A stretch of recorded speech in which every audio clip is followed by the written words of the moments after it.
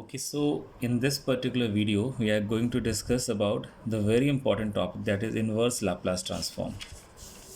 See, this topic is very important because generally in your examination, they ask for around 10 to 8 to 10 marks question based on this topic. Okay, so we will discuss first what are the different methods to find the inverse Laplace transform. See, there are two methods that we are going to discuss here. The first method is we can find a inverse Laplace transform by using a standard Laplace transform pair. Okay, these are the standard Laplace transform pair result that we already have discussed, that there are few standard signals like unit step signal, impulse signal, unit ramp signal, exponential signal. So we have already discussed about their Laplace transform. So that results that we have to use here while finding the inverse Laplace transform, and that is called as standard Laplace transform pair. Now the second one is by using the partial fraction expansion method. This is very important because in examination generally we have been asked multiple times to find the inverse Laplace transform using this particular partial fraction method. So first of all, we will see one example based on the standard Laplace transform, then we will continue with the second method. Okay, so for to make you understand, I have taken one example here where x of s equals to 1 upon s square plus 16. Okay, so let us see how to find its Laplace transform. As we know that, since we know that Laplace transform of which signal, suppose sine a t, we have seen the Laplace transform of sine a t, and what is that? It is a upon s square plus a square. Okay, so this is a result of Laplace transform of a sinusoidal signal. Here a is like this. Okay, now in our example, what we have given, it is given that x of s equals to 1 upon s square plus 16. So I can write it like this, 1 upon s square plus 4 ka square. Okay, if you are comparing this with this, the denominator part is similar. Here s square plus a square, here s square plus 4 square. It means what, कि अगर denominator में यहाँ पर a है, तो अगर ये a is here 4, तो यहाँ पे भी 4 होता, तो डायरेक्टली हम लोग कह सकते थे कि this is a result of sine 4t.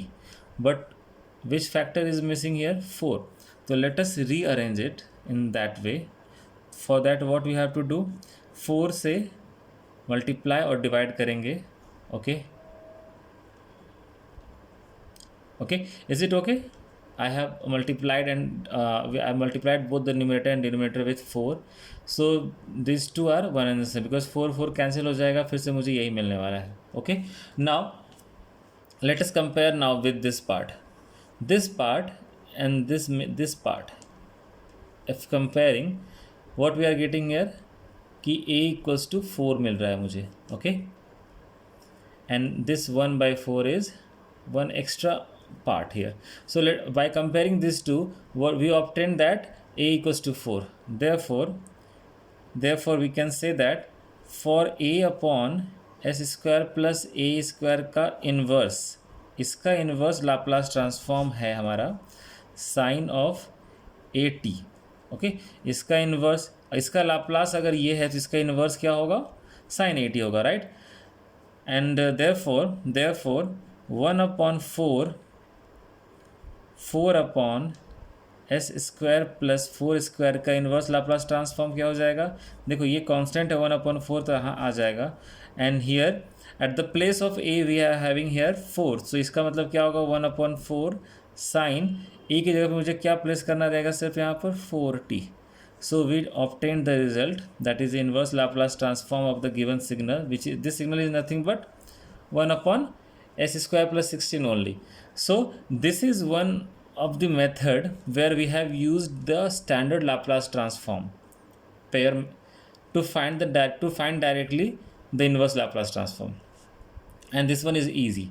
Okay, but sometimes in many cases it is not possible to use the standard Laplace transform pair to get the inverse Laplace transform.